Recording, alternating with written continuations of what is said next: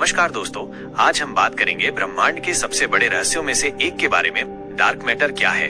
Dark matter एक ऐसी चीज है जो हम देख नहीं सकते, छू नहीं सकते, लेकिन हम जानते हैं कि ये मौजूद है। ये ब्रह्मांड के कुल द्रव्यमान का लगभग 85% हिस्सा है।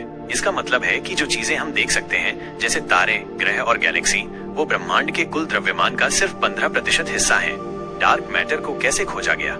डार्क मैटर के बारे में पहली बार 1930 के दशक में बात हुई थी। एक स्विस खगोल शास्त्री फ्रिट्ज ज्विकी ने देखा कि आकाशगंगाओं के समूहों में मौजूद आकाशगंगाएं बहुत तेजी से घूम रही हैं, लेकिन उनके पास इतना द्रव्यमान नहीं था कि वो इतनी तेजी से घूम सके। उन्होंने सुझाव दिया कि वहाँ कुछ और भी होना चाहिए जो गुरुत्वाकर्षण पैदा कर रहा है, और उन्होंने इसे डार्क मैटर नाम दिया। डार्क मैटर को कैसे पहचाना जाता है? डार्क मैटर को सीधे देख पाना तो मुमकिन नहीं है, क्योंकि ये प्रकाश से परस्पर क्रिया नहीं करता है, लेकिन हम इसके असर देख सकते हैं, जैसे कि आकाशगंगाओं की गति को देखकर। अगर सिर्फ दिखाई देने वाले पदार्थों को ही आधार माना जाए तो आकाशगंगाएं इतनी तेजी से नहीं घूम पाती जितनी की घूम रही हैं। इसका मतलब है कि वहाँ पर कुछ और भी है जो गुरुत्वाकर्षण पैदा कर रहा है, और यही डार्क मैटर है। डार्क मैटर का ब्रह्मांड पर प्रभाव। डार्क मैटर का ब्रह्मांड पर बहुत बड़ा प्रभाव है। ये आकाश गंगाओं की बनावट और उनके घूमने के तरीके को प्रभावित करता है। अगर डार्क मैटर नहीं होता तो शायद आकाश गंगाएं वैसी दिखती ही नहीं जैसी आज दिखती हैं।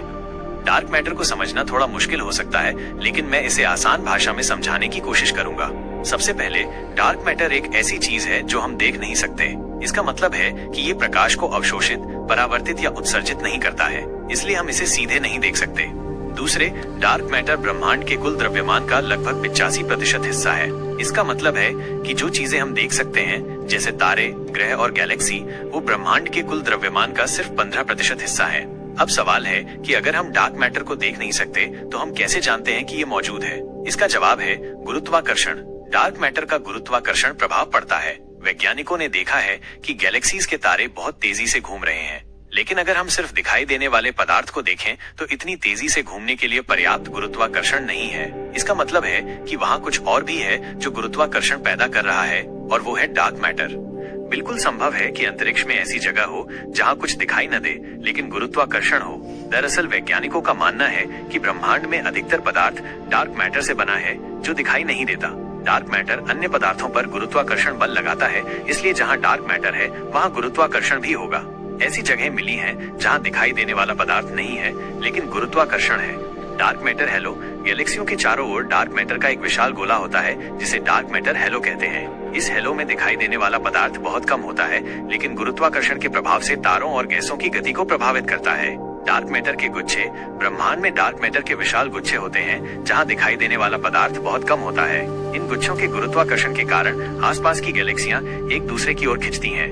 ऐसी जगहों का पता कैसे चलता है?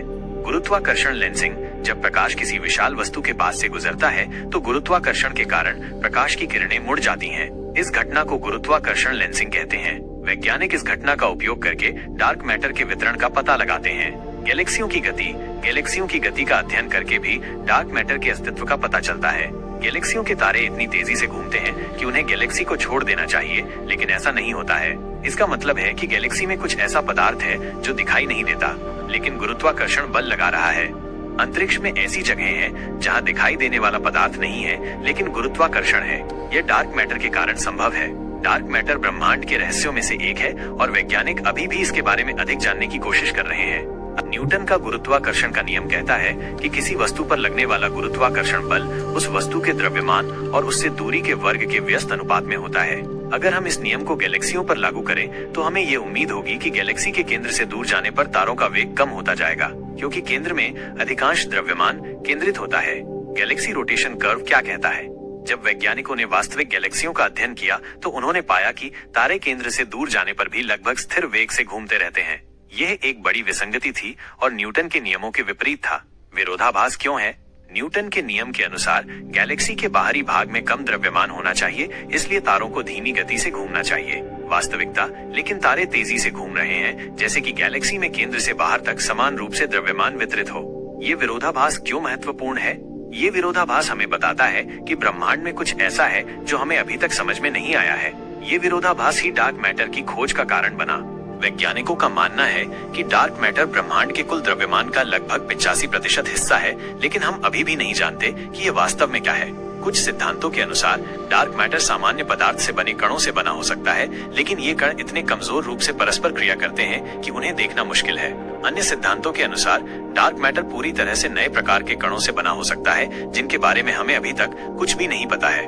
नए प्रकार के कणों से मेरा मतलब है कि वैज्ञानिकों का मानना है कि डार्क मैटर सामान्य पदार्थ से बने कणों से नहीं बना है। इसके बजाय यह एक नए प्रकार के कण से बना हो सकता है जिसे अभी तक खोजा नहीं गया है। इन कणों को कमजोर रूप से परस्पर क्रिया करने वाले विशाल कण या WIMPs कहा जाता है। ये कण सामान्य पदार्थ के कणों के साथ बहुत कम ही परस्पर क्रिया करते हैं। यही वजह है कि हम उन्हें नहीं देख सकते हैं। विम्स यानी weekly interacting massive particles dark matter के सबसे मजबूत उम्मीदवारों में से एक हैं। ये काल्पनिक कण हैं जिनकी खोज अभी तक नहीं हुई है, लेकिन इनके बारे में माना जाता है कि ये ब्रह्मांड के कुल द्रव्यमान का एक बड़ा हिस्सा बनाते हैं। विम्स का नाम इसलिए पड़ा है क्योंकि ये सामान्य पदार्थ के कणों से बहुत कम ही परस्पर क्रिया करते हैं। यही वजह है कि हम इन्हें नहीं देख सकते, लेकिन इनका गुरुत्वाकर्षण प्रभाव पड़ता है, जिसकी वजह से वैज्ञानिकों का मानना है कि ये डार्क मैटर के लिए जिम्मेदार हो सकते हैं। विम्स के बारे में अभी भी बहुत कुछ पता नहीं है। वैज्ञानिक इनकी खोज के लिए कई प्रयोग कर रहे हैं, लेकिन अभी तक कोई सफलता नहीं मिली है। विम्स को खोजने के लिए वैज्ञानिक कई तरह के प्रयोग कर रहे हैं। इन प्रयोगों का मुख्य लक्ष्य डार्क मैटर के कणों को सीधे तौर पर देखना है। डार्क मैटर और ब्लैक होल के बीच संबंध। आकाश गंगाओं के केंद्र। ये सच है कि आकाश गंगाओं के केंद्र में डार्क मैटर की मात्रा अधिक होती है और अक्सर आकाश गंगाओं के केंद्र में एक सुपरमैसिव ब्लैक होल भी होता है। इससे लग सकता है कि दोनों के बीच कोई संबंध है। गुरुत्वाकर्षण। दोनों ही डार्क मैटर और ब्लैक होल अपने शक्तिशाली गुरुत्वाकर्षण के लिए जाने जाते हैं। ये दोनों ही आसपास के पदार्थ को अपनी ओर खींचते हैं। अलग अलग चीजें। हालांकि डार्क मैटर और ब्लैक होल अलग अलग चीजें हैं। ब्लैक होल एक अत्यधिक घने पिंड का परिणाम है, जबकि डार्क मैटर एक रहस्यमयी पदार्थ है जिसे हम सीधे नहीं देख सकते। समानताएं और अंतर। गुरुत्वाकर्षण। दोनों में गुरुत्वाकर्षण एक समान गुण है। अदृश्यता। दोनों को सीधे देखना मुश्किल है। ब्लैक होल प्रकाश को भी निगल जाता है, जबकि डार्क मैटर प्रकाश से परस्पर क्रिया नहीं करता। प्रभाव। दोनों का ब्रह्मांड पर बड़ा प्रभाव है। ब्लैक होल अपने आसपास के पदार्थ को निगल लेते हैं, जबकि डार्क मैटर आकाश गंगाओं की संरचना को प्रभावित करता है। तो हाँ, डार्क मैटर और ब्लैक होल में कुछ समानताएं हैं, लेकिन ये दोनों अलग अलग चीजें हैं। धन्यवाद। अगर आपको ये वीडियो पसंद आया हो तो लाइक, शेयर और सब्सक्राइब जरूर करें।